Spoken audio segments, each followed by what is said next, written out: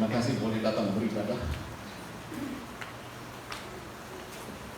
Kalau hujan, kita kerja sejauh manapun.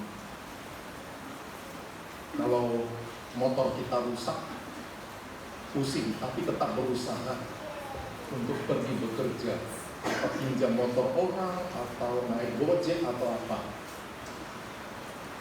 Biar jauh pun. Kalau motor kita bagus, kita pakai mantel, jaket atau apapun. Itu demi untuk kehidupan bagi jasmani kita. Andaikan itu juga kita pakai untuk kebutuhan kerohanian kita, dan jarak gereja dengan rumah kita tidak begitu jauh, tidak ada lampu merah, tidak ada macet, dan kita boleh datang, itu luar biasa. Itu luar biasa. Jadi kalau saudara hadir pada hari ini, ya itu ada nilainya di hadapan Tuhan. Baik saudara, kita akan menikmati firman Tuhan dari kitab Korintus, 2 Korintus pasal 6 ayat pertama sampai ayat yang ke-10. 2 Korintus pasal 6 ayat pertama sampai ayat yang ke-10. Mari Bapak Ibu Saudara yang saya kasihi, kita mungkin berdiri, kita baca bergantian. Saya mulai dari ayat yang pertama, 2 Korintus pasal 6. Sebagai teman-teman sekerja, kami menasihatkan kamu supaya kamu jangan membuat menjadi sia-sia kasih karunia Allah yang telah kamu terima.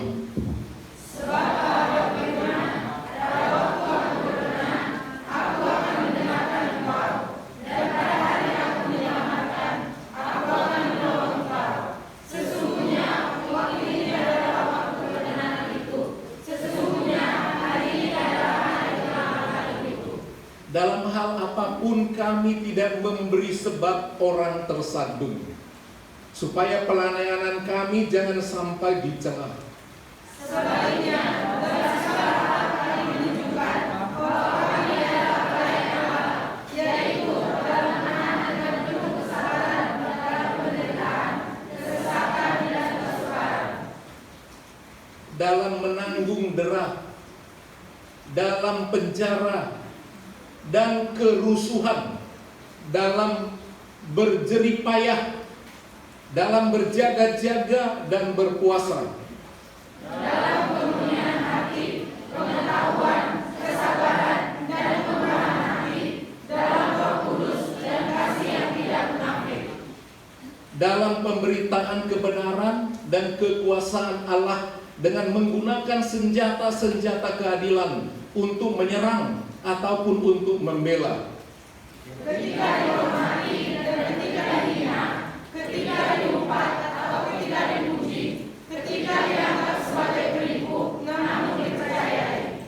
sebagai orang yang tidak dikenal namun terkenal, sebagai orang yang nyaris mati dan sungguh kami hidup, sebagai orang yang dihajar namun tidak mati, sebagai orang bersukacita namun senantiasa bersukacita, sebagai orang miskin namun memperkaya banyak orang, sebagai orang tak memiliki sekalipun kami memiliki segala sesuatu. Puji Tuhan, silakan duduk. Yang berbahagia adalah orang-orang yang mau mendengar firman Tuhan dan yang mau melakukannya.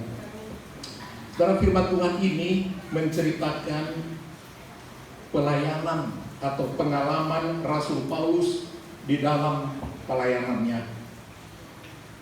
Dia mengalami apa yang disebut kekecewaan.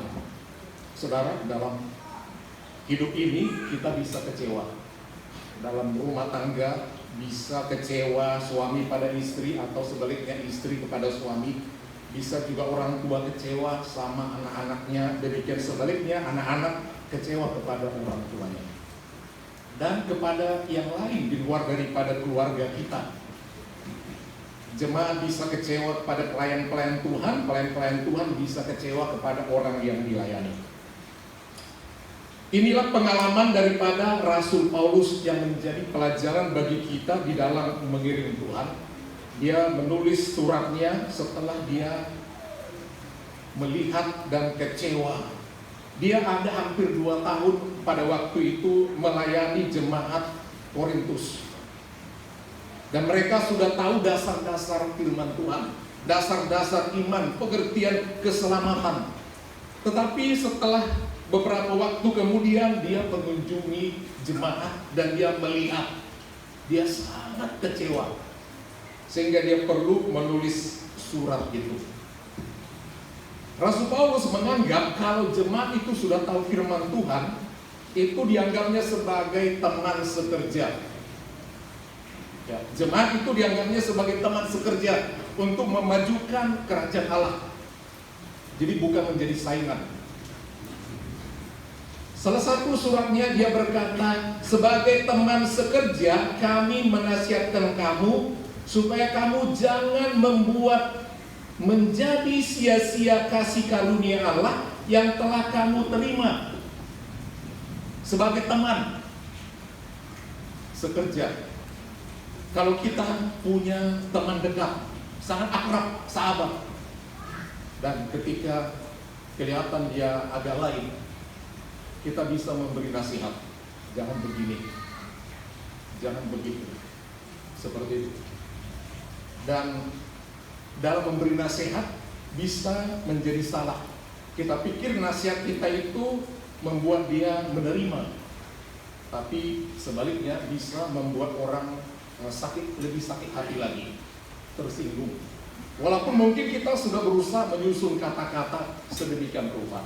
Apalagi di zaman sekarang ini mudah orang mengekspresikan perasaan melalui media sosial, melalui apa saja, ya, melukiskannya melalui gambaran apa saja bisa, dibuat ilustrasinya, dibuat dalam bentuk film, bentuk apapun, menyatakan isi hati, begitu gampang. Apalagi sekarang banyak emoticon, yaitu tanda-tanda gambar isi hati. Kalau cinta begini, kalau kecewa ini, berbagai hal bisa diungkapkan, saudara. Nah, hati-hati kita dalam menggunakan media-media seperti itu, saudara. Kalau melalui suara kita mengucapkan isi hati kita atau teguran kita, ya tidak bisa disimpan datanya, kecuali direkam. Hanya itu terletak di hati, kita sakit hati. Kalau melalui itu media sosial ditulis, hati-hati, semua orang bisa melihat. Jadi jangan seringkali curhat tentang isi hati di media sosial. Padahal saudara curhat kepada pacar saudara, tapi seluruh dunia tahu. Dan kamu menjelekkan saudara. Saudara menghina, mengejek keluarga saudara, teman, family, siapa saja. Saudara pikir itu hanya sampai ke dia, itu dinilai sisi dunia. Hati-hati. Ya, hati-hati. Dan kalau dia sakit hati kali, dia bisa bawa ke ranah hukum, buktinya ada, dan saksi semua rakyat Indonesia. Tanggal sekian. Media elektronik bisa merekam itu melalui ya Telkom, dikeluarkan walaupun sudah dihapus, bisa muncul lagi. Hati-hati. Kalau bikin WhatsApp, hati-hati. Itu bisa di-save, bisa di-share. Ini loh kalimat dia, kurang ajar kali. Apa komenmu? Panjang komen orang, lebih banyak komen orang lain daripada yang menyakitkan hati itu. Kalau kita telepon pakai WA sekarang ini bisa direkod. Oh, dia ngomong gini, hati-hati. Video call bisa direkam, hati-hati. Saudara, ini menjadi pelajaran sama kita. Seringkali kita bikin orang sakit hati. Sakit hati orang lain, kita nggak sadar. Kita bikin orang lain sakit hati karena kalimat kita. Tapi kadang-kadang Tuhan izinkan kita disakiti orang lain supaya kita tahu pernah menyakiti hati orang. Seringkali kita begitu gampang tersinggung. Ya, marah begini, padahal seringkali kita menyakitkan orang. Kita bilang, mulutku sendiri kok, makan mangku sendiri, gaya-gaya aku sendiri. Bukan kita sering begitu, punya aku sendiri, rumahku sendiri suka keluar. Paling itu sudah sangat menyakitkan orang lain. Jadi saudara, kalau saudara disakiti orang lain, ingatlah bahwa saudara pernah menyakiti hati orang lain. Jadi maafkanlah. Amin. Amin. Begitu hidup ini. Bikin gampang. Bikin gampang. Karena tidak ada hari tanpa kita menyakitkan orang. Sadar tidak sadar. Di jalan kita kadang emosi, kita salib orang. Kadang-kadang kita bikin emosi polisi, kita tabrak lampu merah, macam-macam. Entah di mana, tanpa kita sadari. Jadi ketahuilah, Tuhan seringkali sakit hati sama kita. Hampir tiap hari. Tapi ketahuilah, berkatnya masih ada sama kita sampai sekarang. Amin Bapak Ibu. Amin. Ya.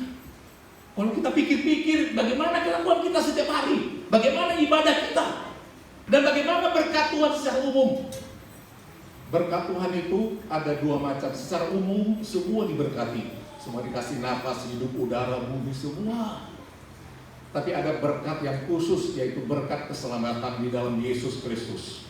Dari sekian miliar orang, kita dipilihnya untuk menjadi muridnya, kita disebut Kristen.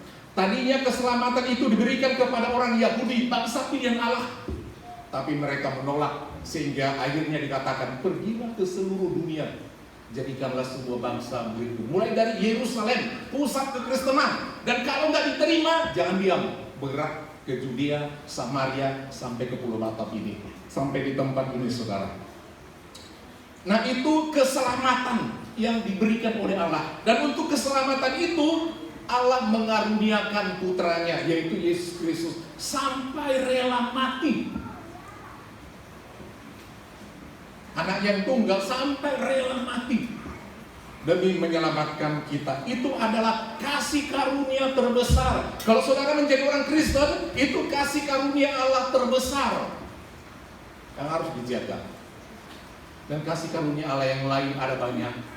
Kesehatan kita, keahlian kita, dan lain sebagainya tidak terhitung. Karena pemberian daripada Tuhan. Disebut juga itu bagian daripada kasih karunia Allah. Kalau dikatakan kasih karunia, itu bukan upaya kita mendapatkan.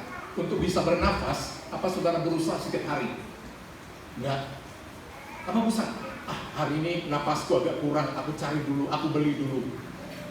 Dan lain-lain sebagainya saudara, banyak kasih karunia. Keahlian kita, kebolehan kita, bakat kita, keterampilan kita, Tuhan berikan kepada kita. Enggak kita minta, tapi dari lahir sudah Tuhan bakatkan. Ini dia nanti akan pintar matematika, ini dia akan menjadi pintar bagian ekonomi, ini bagian teknik, ini dan lain sebagainya. Kita tinggal mengembangkannya melalui belajar. Kasih karunia artinya saudara, bukan karena kita minta, tapi diberi oleh Allah. Termasuk keselamatan itu diberikan oleh Allah kepada kita dengan caranya sendiri. Demikian juga jemaat Korintus mendapat kasih karunia dalam penginjilan Rasul Paulus. Mereka menjadi selamat, menjadi percaya. Dan Rasul Paulus bersukacita jemaat itu dianggapnya sebagai teman sekerja saudara. Rasul Paulus memberi nasihat kepada jemaat itu. Jangan membuat menjadi sia-sia kasih karunia Allah yang telah kamu terima. Jangan kamu membuat menjadi sia-sia. Tadinya berguna, tapi menjadi sia-sia.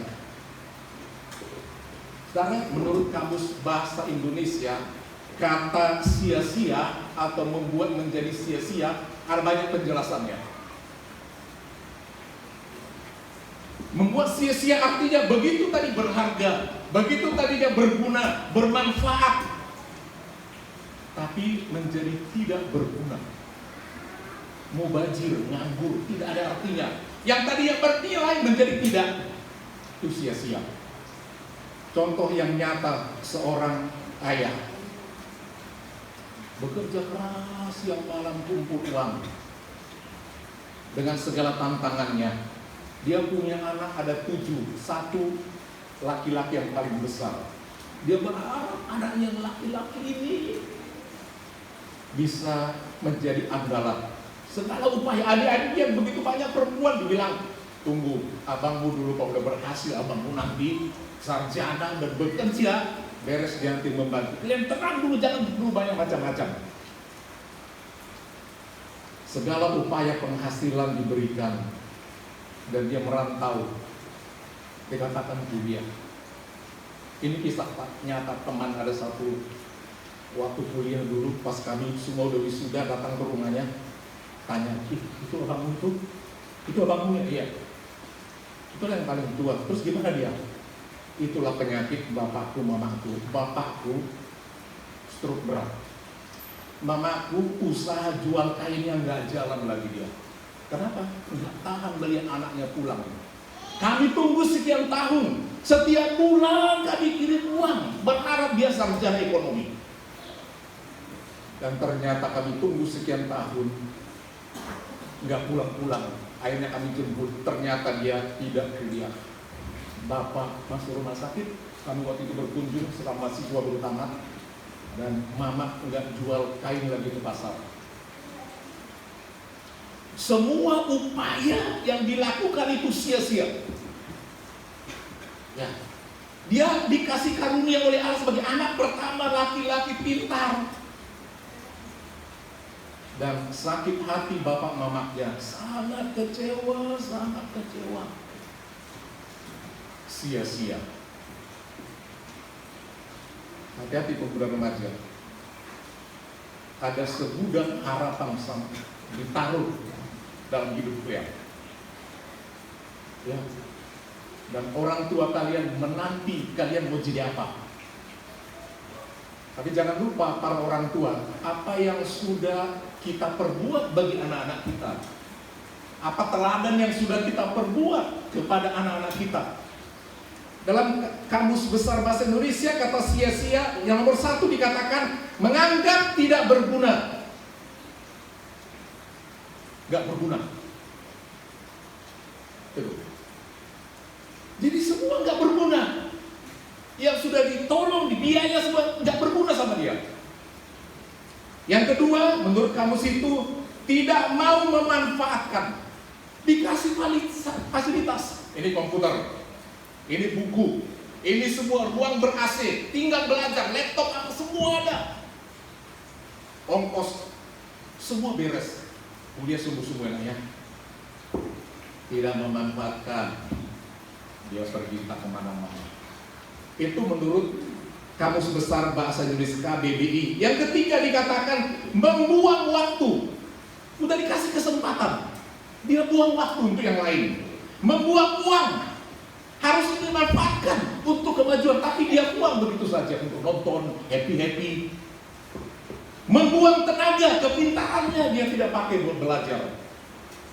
Demikian juga membuang tanggung jawab. Lepas tanggung jawab. Darah, setiap kita punya tanggung jawab. Buat yang gadis-gadis ini, kalau menikah nanti kalian punya tanggung jawab. Kalau udah menikah.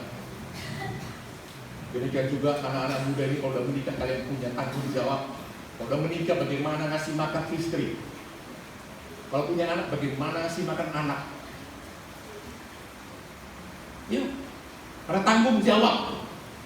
Jadi di sini dikatakan mengabaikan tanggung jawab. Ingat, umur kalian tidak selalu kalian muda. Nanti akan menjadi cukup tua atau matang untuk berumah tangga, cukup tua atau matang untuk melahirkan di usia yang tepat. Sebab kalau lewat pada usia itu, kalau kepingin punya anak 5 nggak bisa, karena faktor umur, kemampuan rahim untuk mengandung banyak nggak bisa, udah keburu tua. Semua ada masanya. Jadi jangan main-main. Masa kuliah betul. Masa waktunya yang sudah menikah sungguh-sungguh. Masa waktunya sudah bekerja. Sebab waktu tidak bisa bilang tunggu dulu ya, aku belum siap. Pernah waktunya kau belum siap, aku tunggu. Pernah ada. Terus berjalan makin tua. Tahun berganti tahun. Hati-hati anak muda. Sekarang bisa kompak sama-sama. Berapa tahun ke depan udah lain langkah dia masing-masing. Satu tukang ojek mungkin, satu driver, satu kerja satu perusahaan jadi manajer, satu menjadi konsultan, satu menjadi pengacara. Itu tergantung kalian. Amin. Kalian yang menentukan mau jadi apa, bukan bapak gembala. Mama bapak hanya memfasilitasi sebisanya. Tapi kalau kalian tidak memanfaatkan, menyia-nyiakan, habis. Dan apa yang terjadi? Mama papa menangis. Begitulah pelayan Rasul Paulus. Dia sedih sekali. Karena mereka menyia-nyiakan kasih karunia itu. Yang keempat, dikatakan menyia-nyiakan adalah mengabaikan janji, mengabaikan kewajiban, mengabaikan tugas, melepaskan tanggung jawab. Yang kelima, menyia-nyiakan, menyalahgunakan hak dan tugasnya. Dan yang terakhir, mengabaikan kepercayaan diberikan. Jadi artinya saudara tidak mensyukuri dan memanfaatkan dan menjalankan. Kita semua memiliki kasih karunia. Nomor satu, keselamatan itu yang harus kita jaga. Iman kita yang harus kita jaga. Kesehatan kita yang harus kita jaga. Semua perlu dimanfaatkan dengan baik. Allah memberkati kita. Tujuannya adalah untuk menjadikan kita berkat, baik buat diri kita, baik buat orang lain. Jadi bagaimana kecewanya Rasul Paulus? Kita juga bisa kecewa ketika kita berharap dan telah berkorban untuk sesuatu, saudara. Bisa menjadi kecewa dan sakit hati. Jadi, saudara, mari kita untuk tidak menyia-nyiakan kasih karunia itu. Jangan membuat menjadi sia-sia kasih karunia Allah yang telah kamu terima. Alasannya di ayat 2. Kasih karunia, kesempatan itu tidak selalu datang terulang. Usia orang tua tidak bisa diputar mundur.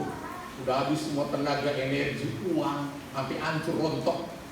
Ya, mungkin bapak mampu harus bekerja. Sudah terkumpul uang untuk menjagokan saudara boleh menjadi orang hebat. Dan saudara menyesal, tobat aku, cari lagi uang. Udah gemetar lutut bapak mau mencari, nggak ada lagi. Mama pun tak kuat lagi. Mau ulang, dia menjadi muda, kuat lagi. Nggak ada. Usiamu juga nggak memungkinkan lagi. Jadi pikir-pikir kalau menjadi anak yang melawan. Amin, pemuda remaja. Jangan membuat menjadi sia-sia.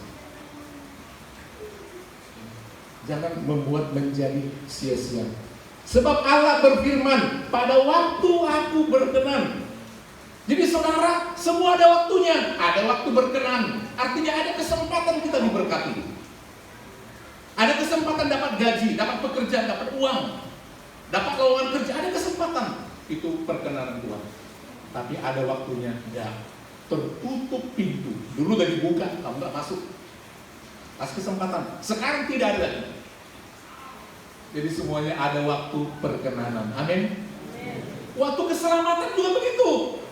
Ini masih kemurahan hati Tuhan masih ada. Diberi kesempatan beribadah. Diberikan kita macam-macam fasilitas untuk bisa beribadah. Kasih perkenanan Tuhan. Tapi ada waktunya, saudara, kita nggak bisa beribadah. Kita masih gampang di Saguling Jaya ini. Sekarang lebih santer itu gereja di Cilegon. Uang ada. Kita yang nggak ada uang yang bangun gereja. Mereka ada uang, tapi nggak bisa. Ya. Jadi ada masa memang Tuhan tutup. Mereka ingin beribadah. Kita ada semua, tapi nggak datang ke gereja. Jadi waktu perkenanan itu ada masanya. Keselamatan itu ada masanya. Ada Tuhan tidak mau tahu. Tuhan keraskan hati. Ada jemaat saudara bertahun-tahun gak kebaktian. Kami kemarin beberapa kali ada rapat pleno, artinya rapat pengurus majelis daerah Kepri ini. Kebetulan Bapak Gembala ada di pengurusan itu. Akan dibuat satu aplikasi tentang jemaat. Sekian puluh juta telah dibuat itu oleh majelis daerah. Nanti di internet itu bisa di-download. Jadi katakan semua gereja GPD di Kepri ini harus didata. Tiap sidang. Gereja ini, anak sekolah minggu berapa, siapa namanya, gini. Semua. Alamatnya lengkap, gerejanya di mana. Itu masuk di internet, dan kalau ada orang datang berkunjung entah dari manapun mau mencari di mana gereja GPD Eklesia Batam, jam berapa ibadah, siapa gembalanya, jemaahnya berapa orang, itu bisa dibuka. Ada mapnya nanti, dan kalau ada orang mau mampir beribadah di sini, semua bisa ada. Dan data jemaat juga akan kelihatan. Dan untuk itu diingatkan, tiap jemaat mesti didata. Ya, dan untuk mendata itu pun diperlukan prinsip-prinsip. Ada prinsipnya, siapa yang disebut dengan jemaat. Jadi kalau merasa nggak pernah bergereja, tidak didata sebagai jemaat. Ya, dan berbagai kewajiban. Harus seperti itu. Jadi ada tanggung jawab. Untuk bergabung dengan gereja ini sangat mudah.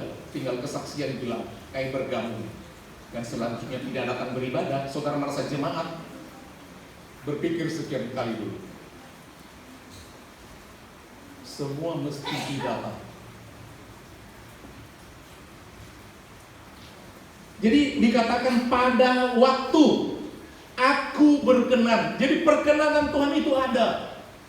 Tuhan bisa mengeraskan hati untuk membinasakan orang. Dikeraskan hatinya.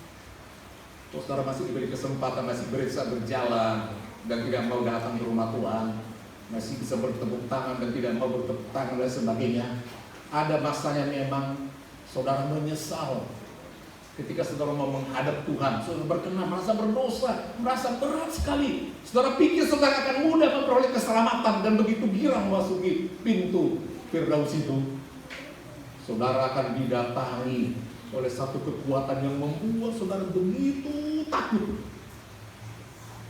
Begitu takut dan menyesal. Kenapa enggak begini, kenapa enggak begini. Saudara, ada waktu perkenanan. Ada waktunya memang Tuhan biarkan. Itu sebabnya satu kali iblis benci kepada Ayub. Wah, orang yang sangat rohani ini. Iblis datang. Di antara semua anak-anak Allah, yaitu para malaikat, datang juga iblis. Dan dia berkata, Tuhan, itu si Ayub itu, wah, dia hebat sekali. Tentulah dia hebat. Dia baik, rohani, setia, berkorban terus, melayani, karena kau memagarinya. Coba lepaskan pagar itu. Izinkan aku menjamahnya, pasti dia tinggalkan engkau.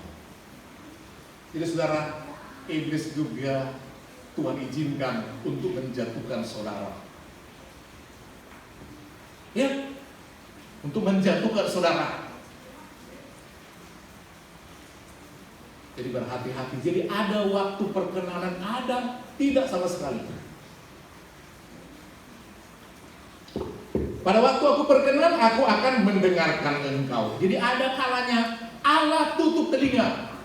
Mau menjerit-jerit berdoa, puasa, kesaksian, tolong om, tidak. Pendeta bisa berdoa, tapi Tuhan tidak kabulkan. Tuhan tidak akan kabulkan. Sebab semuanya ada waktunya. Aku akan mendengarkan engkau, dan pada hari aku menyelamatkan, aku akan menolong engkau. Jadi ada waktunya memang Tuhan menyelamatkan. Ada waktunya dia tidak mau menyelamatkan. Matilah kau di situ.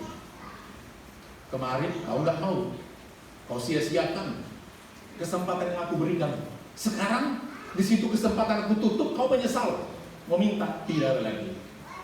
Jadi saudara, kasih karunia itu, kesempatan itu untuk diberkati Tuhan, jangan menjadi sia-sia. Amin Bapak Ibu. Jangan menjadi sia-sia. Sebab apa yang kita lakukan itu kembali kepada diri kita masing-masing. Apa yang kita lakukan itu kembali kepada kita masing-masing. Kasih karunia Allah itu banyak sama diri kita, mari kita pakai. untuk hormat kemuliaan nama Tuhan. Salah satu kasih karunia Allah kepada kita yang kita sia-siakan saat kita tidak menghargai hidup yang Tuhan berikan. Hidup kita semau kita saja, tidak peduli apapun. Padahal hidup kita ini hanya sebentar di sini. Tapi kita sia-siakan masa hidup kita. Yang kedua, kita tidak menghargai kesehatan kita. Kekuatan tubuh kita ini terbatas. Secara alamiah, mengikuti umur semakin lemah, semuanya menurun.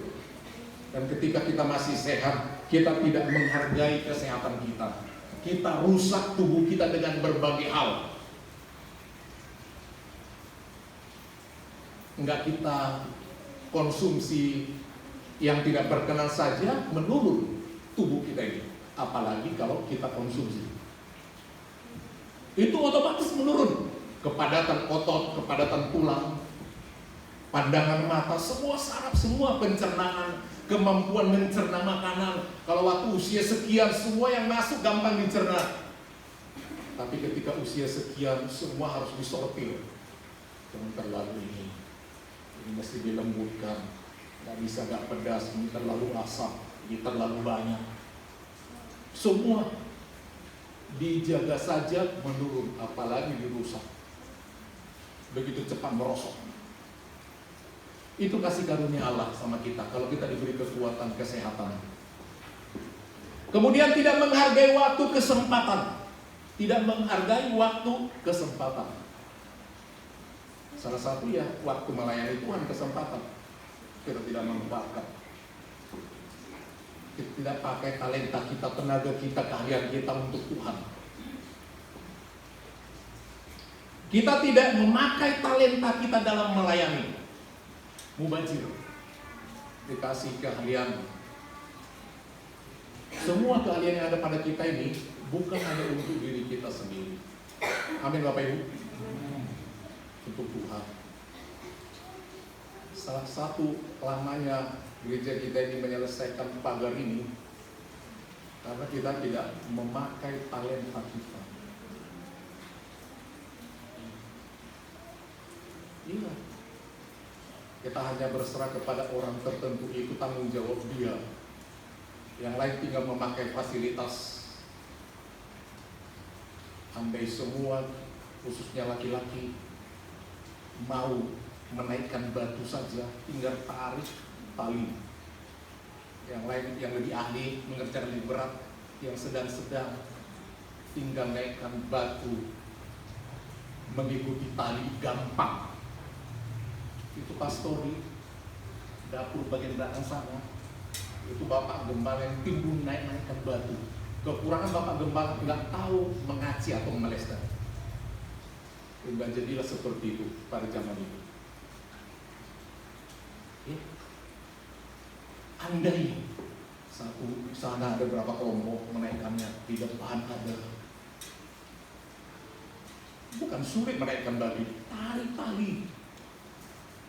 Yang ibu-ibu ngaduk semennya, yang gadis-gadis yang anak muda. Sebenarnya kita yang tidak punya hati untuk itu. Ini sekarang udah masuk bulan ber, artinya siap-siap hujan. Bagaimana lagi gotong royong? Gereja lain udah bentuk panitia Natal loh. Minggu depan gereja ini harus bentuk panitia Natal. Karena apa? Menyangkut uang. Bagaimana nanti Natalnya? Ketika kami rapat pleno itu bintang 1, bintang 2, Karimun, Natuna, Lingga, mereka sudah bentuk panitia Natal. Mereka ada bentuk namanya Natal Safari. Hari ini di gereja ini semua datang ke situ. Hari yang lain di gereja yang lain, pusing juga memang seperti itu. Dan mereka sekali Natal bisa sampai mengeluarkan uang untuk satu gereja karena safari, undang semua minimal 20-25 juta dikatakannya. Wah, bagaimana iglesia kalau bisa seperti itu untuk 25 juta? Tapi itu mereka ada yang katakan Natal safari. Udah jalan. Nah kita, pembangunan kita agak terganggu karena cuaca. Dan memang kita gak punya hati kadang-kadang. Manakan lagi, keperluan Natal buat rumah tangga, buat anak-anak perlu bajunya. Saudara, kita perlu menggunakan kesempatan yang Tuhan berikan saudara. Kita harus menjadi teman sekerja Allah. Untuk kemajuan gereja, semua kita mengatakan, saya teman sekerja Allah. Saya teman om itu dalam pelayanan, dalam doa, dalam berkunjung. Ketika kita lemah, di rumah kita kan gak semua pada lemah. Suami lemah, istri backup. Amin Bapak Ibu. Suami gak sempat melayani, istri tampil. Hanya tampil udah jadi berkat. Hanya tampil, gak perlu khotbah, hanya tampil udah jadi berkat. Bapak mama gak sempat, ada halangan yang sangat mendadak, anak tampil semua jadi berkat. Amin. Ini penting, hal-hal yang sepele dalam pelayanan. Itu yang perlu kita lihat saudara. Mari kita menjadi teman sekerja Allah, bukan menjadi musuh Allah, bukan menjadi penghalang di gereja ini. Karena kita teman sekerja Allah, kita semua tidak ada bilang dialah itu kelompok majelis saja, itu sektor 2 saja, itu sektor 1 aja lah. Tidak seperti itu. Mari kita berbuat sesuatu saudara, sehingga tidak menjadi sia-sia semua kasih karunia Allah dan Tuhan berikan kepada kita masing-masing. Rasul Paulus memberikan contoh kepada jemaat, memberikan teladan. Banyak tantangan tetapi dia tetap maju melayani bersama rekan-rekannya. Banyak tantangan. Saudara tidak bisa katakan aku banyak masalah. Emangnya hanya saudara punya masalah? Semua punya masalah.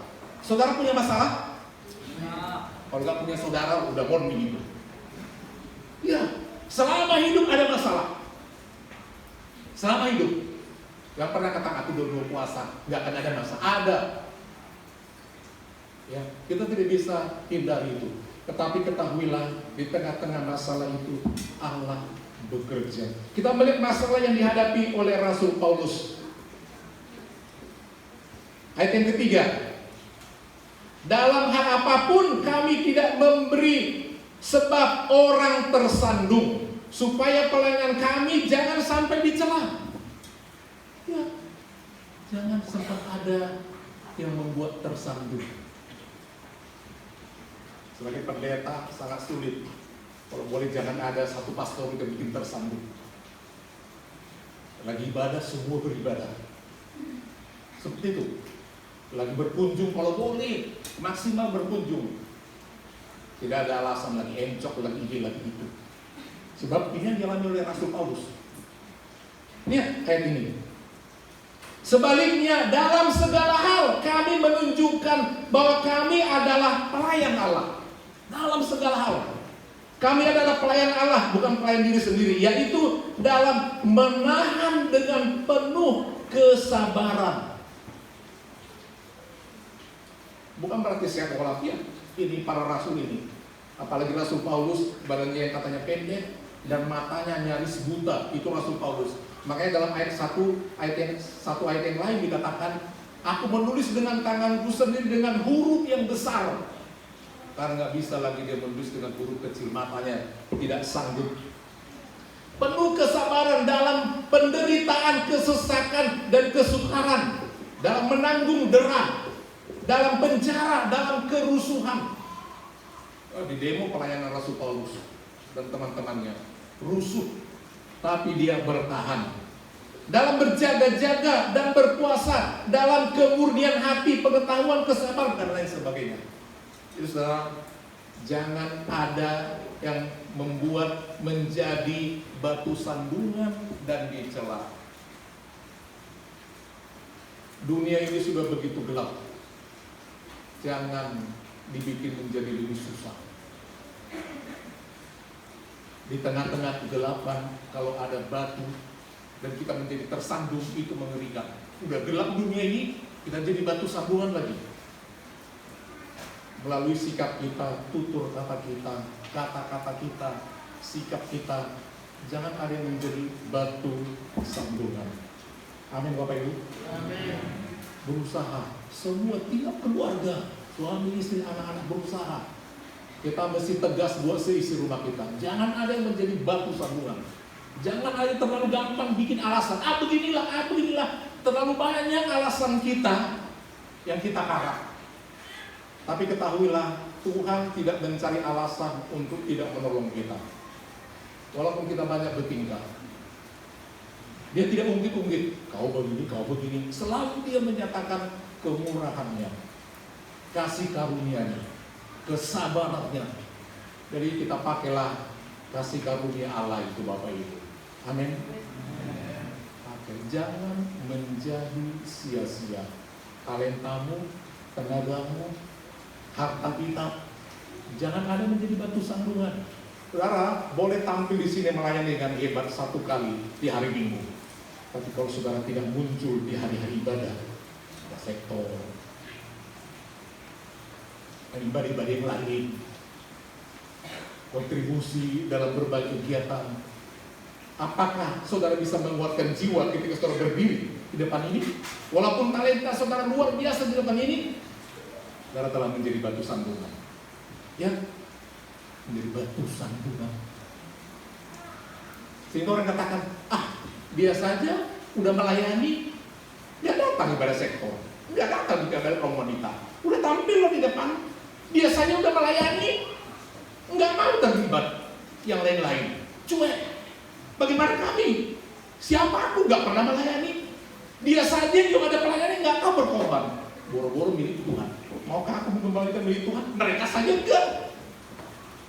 Saudara, seringkali kita menjadi batu sandungan. Ya, dia saja yang mau melayani Tuhan terlambat. Siapalah kami ini? Saudara, mari jangan, kalau nggak bisa membuat yang terbaik, jangan menjadi batu sandungan.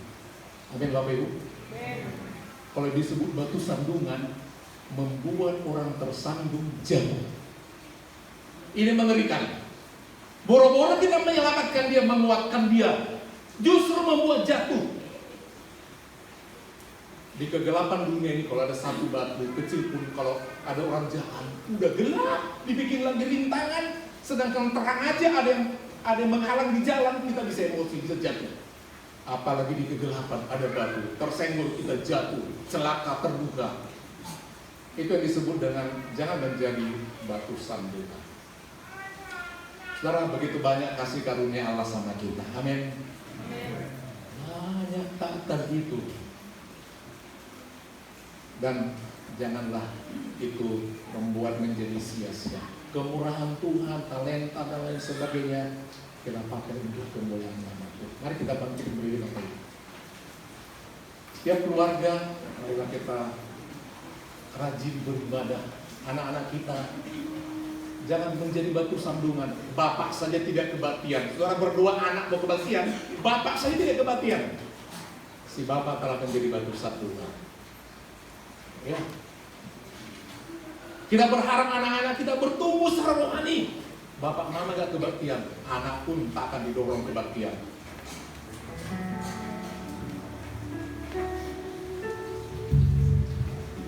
Kita menjadi teladan dan bukan menjadi batu sandungan, tapi menjadi berkat bagi banyak orang.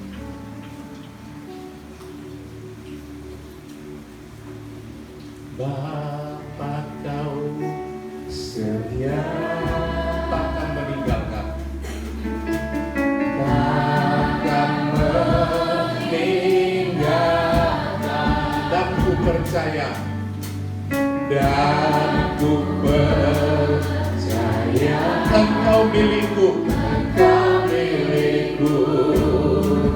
dan ku milikmu, kerinduanku,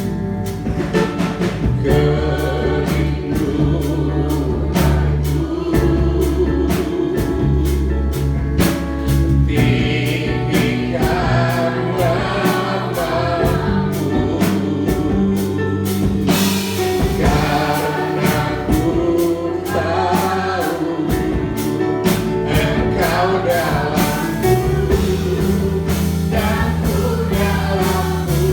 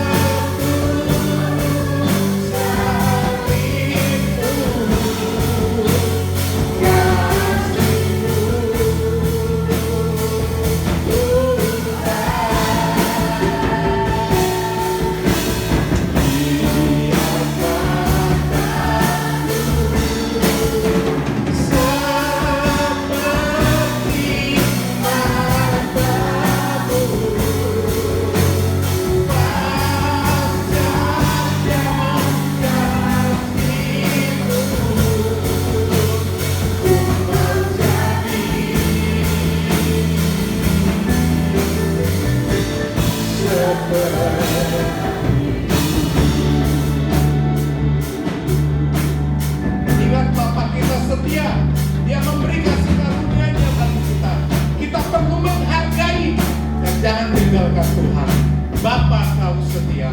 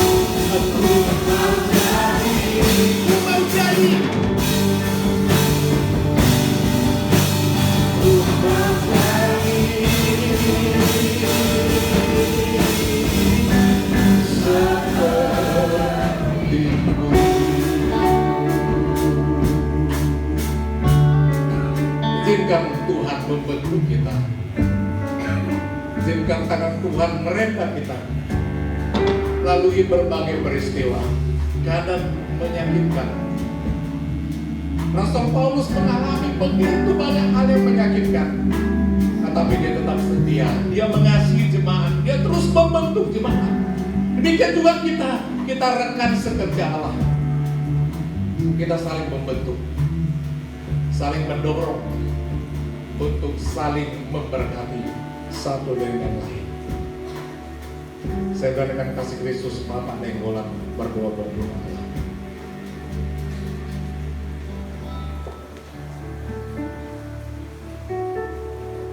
Mari kita berdoa.